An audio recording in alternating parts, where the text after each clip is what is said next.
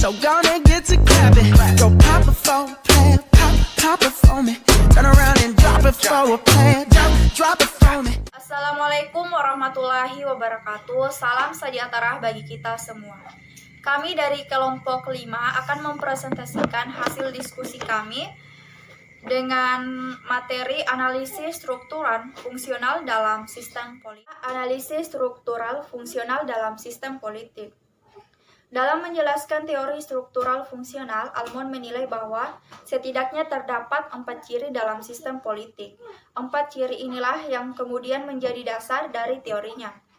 1. Sistem politik memiliki struktur dan lembaga politik. Dalam masyarakat yang paling sederhana sampai dengan masyarakat yang paling modern, memiliki struktur dan lembaga politik yang dapat diperbandingkan sesuai dengan tingkat dan bentuknya. 2. Sistem politik menjalankan fungsi yang sama walaupun frekuensinya berbeda. 3. Struktur politik menjalankan fungsi tertentu. 4. Sistem politik merupakan sistem campuran apabila dilihat dari segi budaya.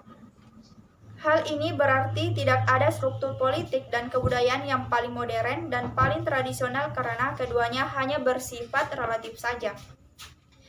Lebih lanjut, Almond menyatakan bahwa dalam sebuah sistem politik setidaknya terdapat 6 struktur atau lembaga politik, yaitu kelompok kepentingan, partai politik, badan legislatif, badan eksekutif, birokrasi, dan badan peradilan.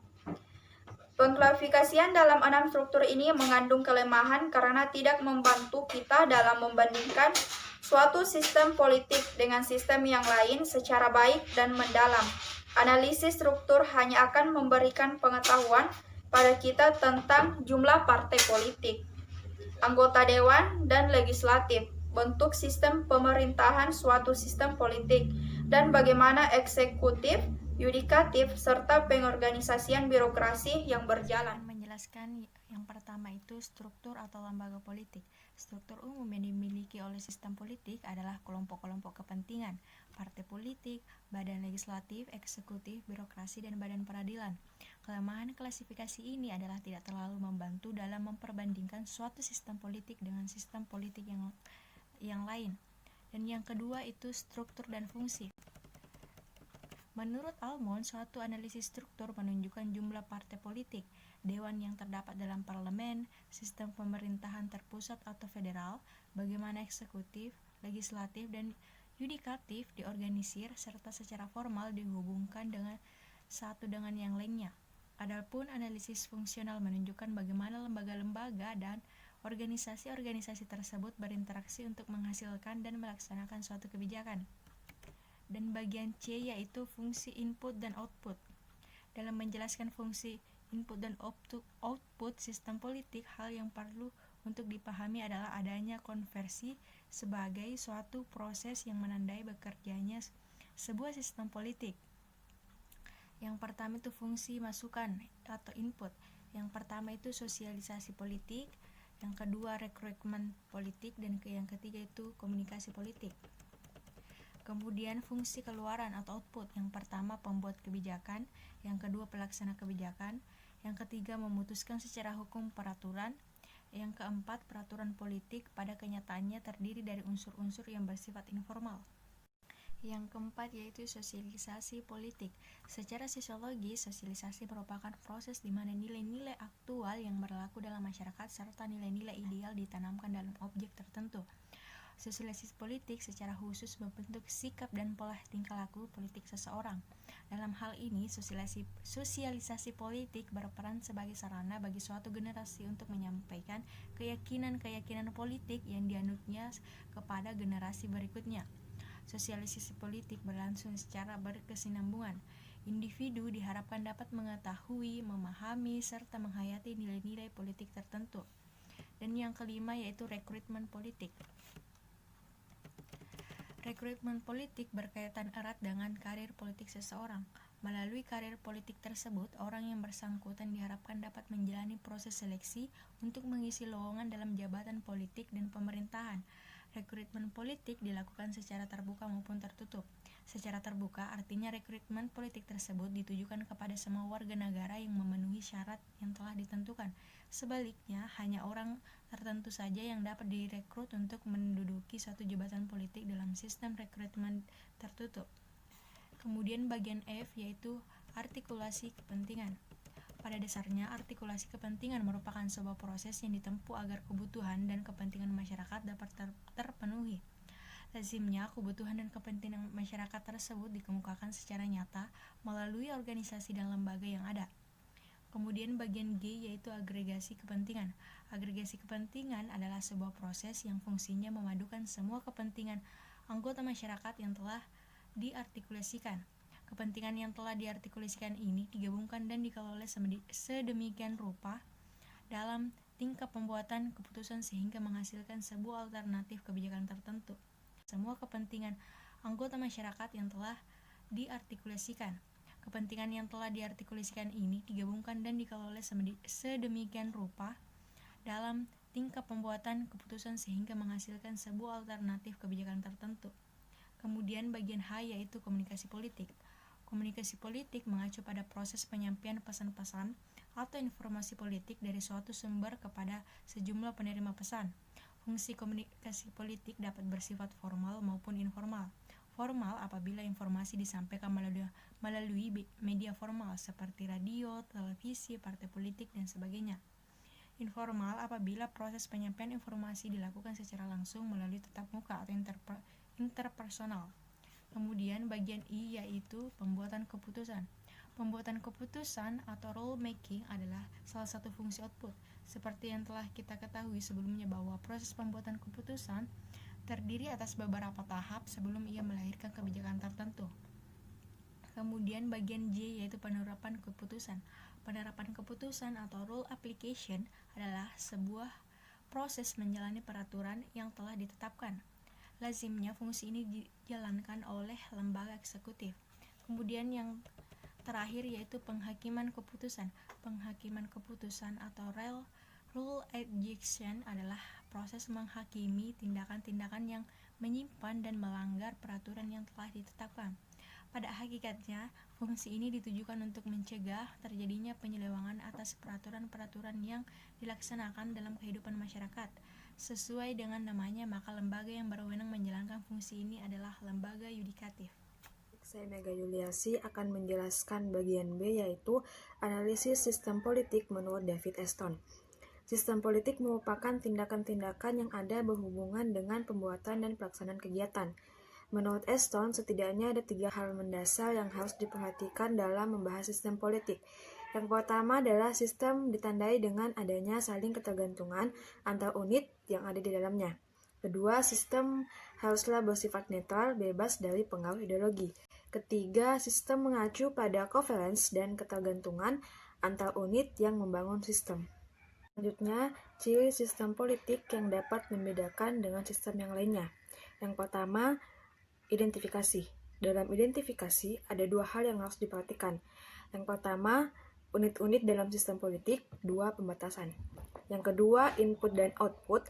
Dan yang ketiga, diferensiasi dan integrasi dalam sistem politik. Saya dari kelompok 5 akan mempresentasikan tentang fungsi input dan output. Dalam menjelaskan fungsi input dan output sistem politik, hal yang perlu untuk dipahami adalah adanya konversi sebagai suatu proses yang menandai bekerjanya sebuah sistem politik.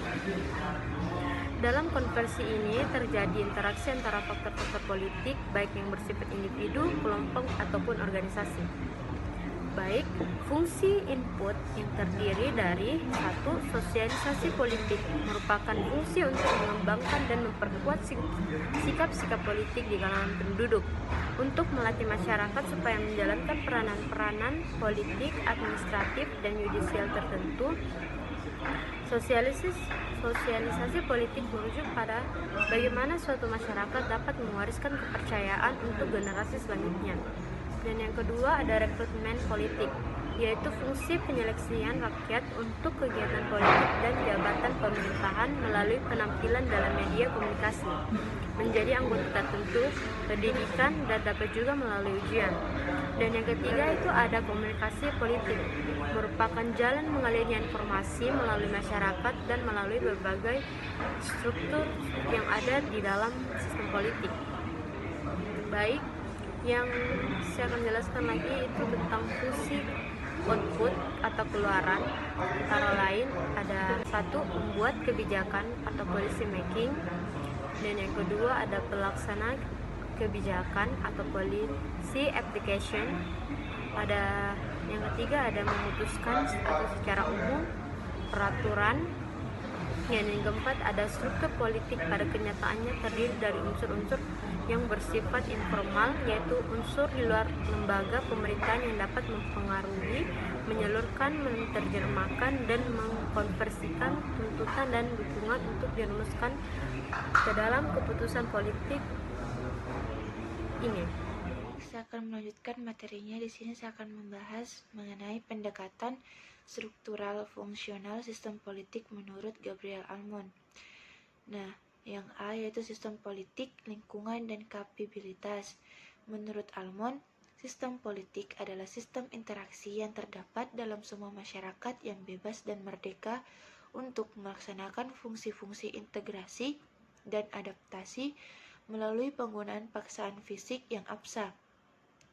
Dari penjelasan tersebut setidaknya ada beberapa hal penting dalam sistem politik, yaitu pertama, sistem politik adalah sistem interaksi yang terdapat dalam semua masyarakat yang bebas dan merdeka. Kedua, tujuan sistem politik adalah untuk mencapai suatu kesatuan dalam masyarakat atau integrasi. Ketiga, sistem politik absah dalam menggunakan kekuatan dan paksaan fisik. Kemudian bagian B yaitu sistem dan lingkungan atau suatu pendekatan ekologis. Menurut Almond, dalam membandingkan lembaga dan proses-proses politik yang terdapat di dalamnya setidaknya dapat dilakukan dalam 3 tahapan, yaitu pertama, kegiatan deskriptif, kedua, memilah-milah temuan yang didapat, kemudian dikelompokkan berdasarkan tipenya masing-masing, ketiga yaitu dicari keajegan dari hubungan-hubungan dari berbagai variabel, misalnya antara sistem sosial dengan konflik yang ada. Keuntungan dari perspektif ekologi sendiri adalah dapat mengarahkan perhatian kita pada perspektif politik yang lebih luas. Agar dapat membuat penilaian objektif, maka kita harus menempatkan sistem politik dalam lingkungannya. Hal ini dilakukan agar dapat mengetahui bagaimana lingkungan-lingkungan membantu atau membatasi dilakukannya sebuah pilihan politik. Kemudian bagian C yaitu kapabilitas sistem politik. Almond menyatakan 6 kategori untuk menentukan kapabilitas dalam sistem politik, yaitu pertama, kapabilitas ekstraktif adalah kemampuan sistem politik untuk mengelola sumber-sumber material dan lingkungan dalam maupun luar. Kedua, kapabilitas regulatif, kemampuan sistem politik untuk mengendalikan atau mengatur tingkah laku individu atau kelompok yang berada dalam sistem. Ketiga, kapabilitas distributif, yaitu kemampuan sistem politik dalam mengalokasikan sumber-sumber material dan jasa kepada individu atau kelompok yang ada dalam masyarakat. Keempat, kapabilitas simbolis, yaitu kemampuan sistem politik dalam meningkatkan kepercayaan lingkungan terhadap simbol tertentu yang mencakup nilai-nilai yang dianut pemimpin, hari besar nasional, upacara militer maupun kunjungan kenegaraan. Kelima yaitu kapabilitas responsif, yaitu kemampuan sistem politik dalam menanggapi tuntutan, tekanan maupun dukungan yang berasal dari dalam maupun dari luar. Kemudian keenam yaitu kapabilitas domestik dan internasional, yaitu kapabilitas ini mencakup kegiatan atau tindakan yang terkait dengan perdagangan internasional, penetrasi politik ke negara lain, misalnya lobby politik Yahudi kepada Amerika, IMF, pinjaman luar negeri. Nabila Tasya Rahman akan menjelaskan pendekatan teori struktural fungsional sistem politik. Struktural fungsional merupakan suatu pandangan mekanis yang melihat seluruh sistem politik sama pentingnya, yaitu sebagai subjek dari hukum, stimulus, dan respon yang sama atau input dan output. Pandangan ini juga memberikan perhatian cukup terhadap karakteristik unik dari sistem itu sendiri. pendekatan struktur fungsional, sistem disusun dari beberapa komponen kunci termasuk kelompok kepentingan, partai politik, lembaga eksekutif, legislatif, birokrasi, dan peradilan. Menurut Almond, hampir seluruh negara di zaman modern ini memiliki keenam macam struktur politik tersebut. Selain struktur, Almond memperlihatkan bahwa sistem politik terdiri dari berbagai fungsi, seperti sosialisasi politik, rekrutmen, dan komunikasi. Dalam sistem politik, Almond, kedudukan pemerintah sangat vital, mulai dari membangun dan mengoperasikan sistem pendidikan, menjaga keamanan dan ketertiban masyarakat, sampai terjun dalam peperangan. Untuk melaksanakan tugas tersebut, pemerintah memiliki lembaga-lembaga khusus yang disebut struktur, seperti parlemen, birokrasi, lembaga administratif, dan pengadilan, yang melakukan fungsi khusus pula, sehingga pemerintah dapat dengan leluasa merumuskan, melaksanakan, dan menegakkan kebijakan. Namun demikian, pendekatan struktural fungsional ternyata belum cukup lengkap dalam menjelaskan fenomena perubahan politik yang ada. Faktor budaya politik atau politik culture sebagai bagian penting dari sistem politik yang sangat berkaitan erat dengan sejarah perjalanan suatu bangsa.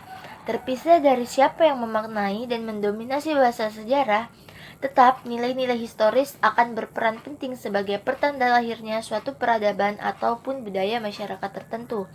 Oleh karena itu, penggabungan antara pendekatan analisa sistem, pendekatan struktural fungsional dengan sejarah akan melengkapi pemahaman kita akan sistem politik Indonesia yang sedang dipelajari, sehingga struktur dan fungsi terkandung dalam sistem politik sekarang, partai politik, kelompok kepentingan, lembaga eksekutif, lembaga legislatif, jajaran birokrasi, dan lembaga pengadilan yang dapat kita prediksi kecenderungannya di masa mendatang. Terima kasih.